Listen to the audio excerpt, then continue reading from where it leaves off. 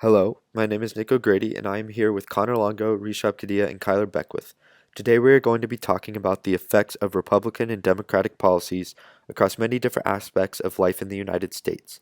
To do this, we are using Gapminder to focus on the presidential terms of Ronald Reagan from 1981 to 1989 and Bill Clinton from 1993 to 2001. For education, the first variable we are going to watch is the number of children out of school. As you can see, there is a steady decrease in the United States during Reagan's presidency. This contrasts the trend during Clinton's term, when there was no significant change. Reagan opposed the Department of Education and encouraged parents to be responsible and monitor their children, checking up on whether were going to school and doing homework. Putting emphasis on Americans fulfilling their jobs as parents likely could have contributed to the decreased number of kids out of school during his presidency. Looking more closely at Clinton's policies made it clear that he wasn't as concerned with the act of attending school, he emphasized results. Clinton held schools to higher standards to try to get teachers to raise their students' standardized test scores. This sort of emphasis doesn't focus nearly as much on getting students to school as it does improving their performance while they are there. For unemployment, on Gapminder, all age groups reflect the same general trend for unemployment rates. Focusing on the age group of 15 to 24 lets us see how a Republican and a Democratic president affect the unemployment rates. For Reagan, there is initially an increase in the unemployment rate, which eventually turns into a 3% total decrease from 14 to 11% in the unemployment rate. For Clinton, the country experienced a gradual decrease in the unemployment rate throughout his presidency. Initially 14% and then ending at 9.3%, a 4.7% decrease. Although not hugely different from the number of Reagan, Clinton still got the percentage of people unemployed lower and decreased the unemployment rate more than Reagan did. Reagan claimed that the minimum wage was increasing unemployment rates each time it was raised because it led to companies hiring less people. Clinton, on the other hand, encouraged companies to hire workers who had been unemployed for more than 6 months, and also supported pay cuts opposed to laying off workers. Based on Gapminder's data, Clinton's policies were more effective than those of President Reagan. A key difference between Republican and Democratic economic ideology is the fact that Democrats tend to want a higher income tax on the wealthy, while Republicans want more of a flat tax that everyone has to pay.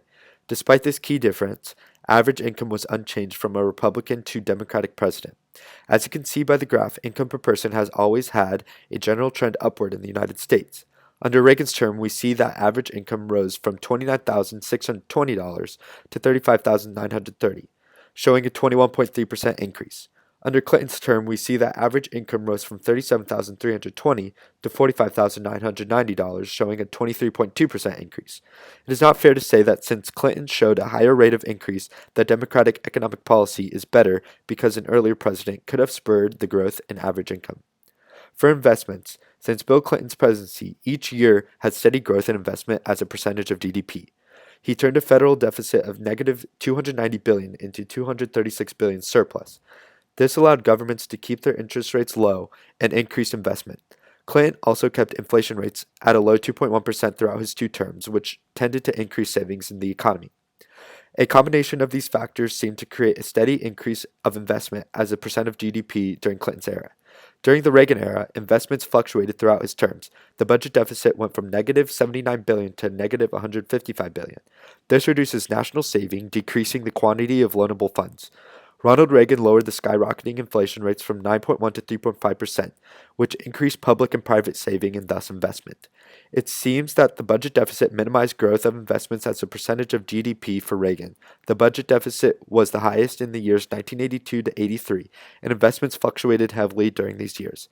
As for exports, under Clinton, the exports as a percentage of GDP were relatively constant. In 1993, Clinton signed NAFTA, which reduced tariffs and created a free trade bloc of the US, Canada, and Mexico.